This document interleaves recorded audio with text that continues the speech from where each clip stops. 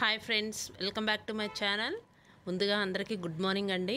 ఇక్కడ వచ్చేసి ఇంకా బీరకాయలు అయితే కర్రీ చేద్దామని చెప్పేసి కట్ చేసి పెడదామని కట్ చేస్తున్నాను.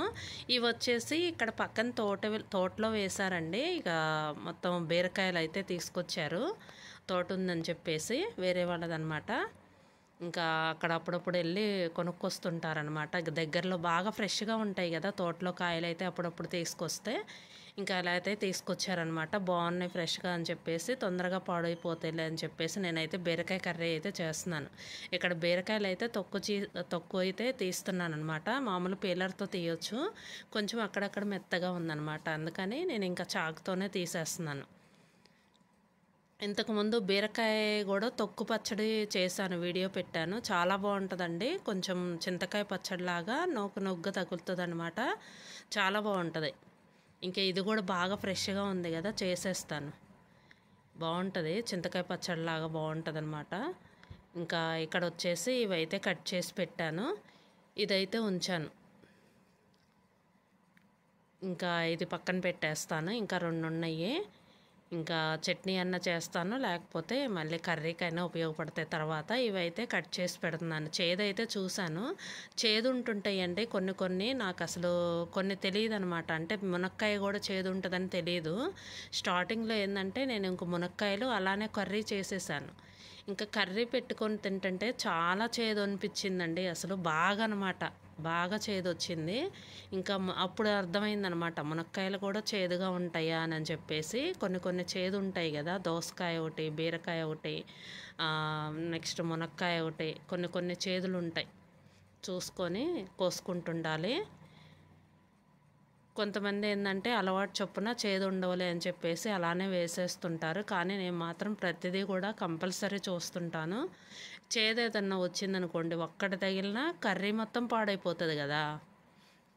అందుకని నేనైతే అలా చెక్ చేసుకొని కట్ చేస్తాను. ఎందుకు వచ్చిన గోల, మనకి ఇబ్బంది ఉండదు కదా అలా అయితే. ఇంకా వర్క్ వేస్ట్ అయిపోతుంది కదా. ఇంకా ఇక్కడ వచ్చేసి నేనైతే పోపు అయితే పెట్టేస్తున్నాను. ఒకవైపు రైస్ అయితే పెట్టేశాను. చెప్పాను కదా, రైస్ కుక్కర్ అయితే కొంచెం అది తేడా వచ్చిందండి, బాగు చేయించాలి. ఇంకా ఇచ్చాములేండి, బాగు చేయించడానికి ఇచ్చాము. మరి లోపల వైర్లు ఏదన్నా పోయినాయి అనేది చూడాలి. ఇక్కడ వచ్చేసి పోపు అయితే వేస్తున్నాను. ఇంకా దీన్ని పాలు పోసి చేసేస్తాను దీన్ని కూడా. ఇంకా మసాలా వేద్దామంటే మసాలాలు అసలు మరి ఘాటు ఉంటున్నాయి కదా, ఎక్కువ కూడా మసాలాలు తినకూడదని చెప్పేసి నేనైతే పాలు పోసి చేద్దాం అనుకుంటున్నాను. ఇక్కడ చూసారా, కుండీలు వచ్చేసి నేను లోపల పెట్టాను. ఎందుకు పెట్టాను అనుకుంటున్నారు? ఇక్కడ నేను చెప్పాను కదా, ప్రతి వీడియోలో చెప్తుంటాను ఇలా మొక్కలు చూపించినప్పుడు, చిన్న మొక్కగా ఉన్నప్పుడు వాటిని జాగ్రత్తగా కాపాడుకోవాలన్నమాట. అంటే వర్షం పడిందనుకోండి, ఆ చిన్న మొక్క మీద బెండ్ అయిపోతాయి అన్నమాట, ఊరకనే పడిపోతాయి కదా, వాటి దగ్గర బలం ఉండదు కదా. ఇక కొంచెం పెద్దగా అయినాయి అనుకోండి, కొంచెం ఒక జాన మీద కొంచెం పొడవుగా అయినాయి అనుకోండి, ఇబ్బంది ఉండదు. అప్పుడు వర్షం పడినా ఇబ్బంది ఉండదు, ఎందుకంటే మొక్క నిలబడిద్ది అనమాట. ఇప్పుడు చిన్న మొక్కగా ఉన్నప్పుడు నిలబడదు కదా. మేము ఇంకా జల్లు పడుతుందని చెప్పేసి మా బాబు నేను లోపల పెట్టేసాం అనమాట.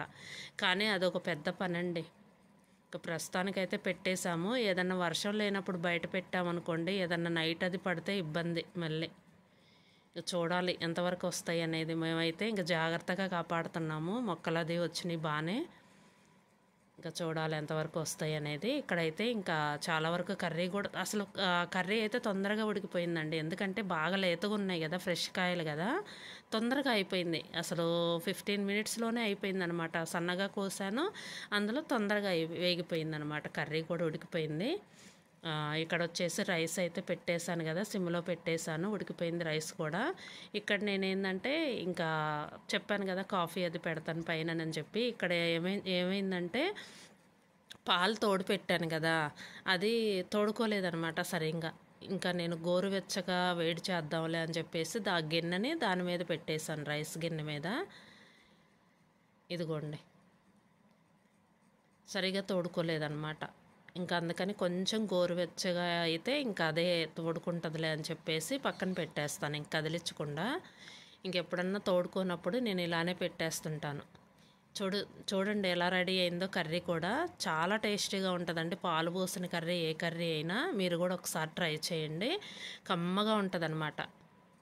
ఇంకా ఇదండి వీడియో. ఈ వీడియో కనుక మీకు నచ్చితే లైక్ చేయండి, షేర్ చేయండి. Thank you.